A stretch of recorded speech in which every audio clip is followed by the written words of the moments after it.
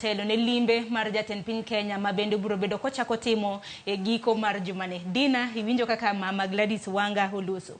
Wacho ni nitiere samoro makoro chuno nyaka gi collaborate gi piny owacho gi mamoko mabende olosa hinya kaluwore kod dwaro mag jopiny mabende chulo osuru. Ahinya na pachi mapiyo.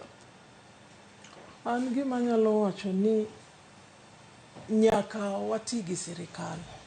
Emomiyo ineno ka Gavana Wanga sani wacho ni orwako ker nikech onge kaka unyalo tiyo mokutiyo gi sirikal, nikech sirikal pod dong' gi pesa mang'eny, sirikal pod ema duong', omiyo kata une county to pod nitie gigo manyaka umakru karachiel gi sirikal mondo ukony jopiny.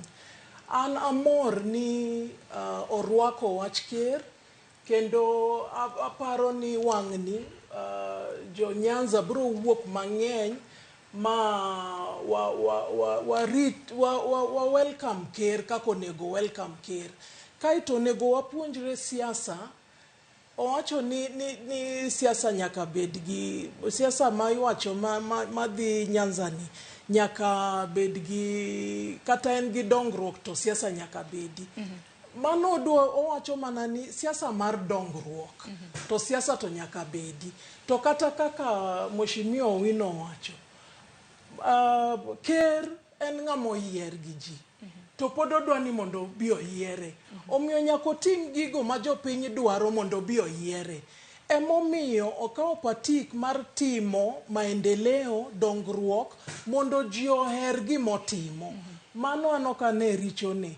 To adwa ni mondo awach ni siasa mar chest thumping nyaka koro rum, nikech ndalo oselokore.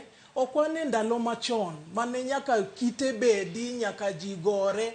Sani en paro, siasa mar paro. Ma ng'ato wuoyo wacho mare to imbe iwacho mari, kaito ubedo gi consensus. Sani onge gimoro ni ji gore, ni ji manyi. Sani gima oselokore. Wane technological world sani. Magigo mane timore chon ok onego bed ni timore. Omiyo mor ahinya ni Gavana Wanga wenge ne oyepo, kendo sani oyie ni obro rwako ker. Napokodagi ekinde napokolando no dagi. Nitie ndalo manche kata wan ka nyipir nokobiro.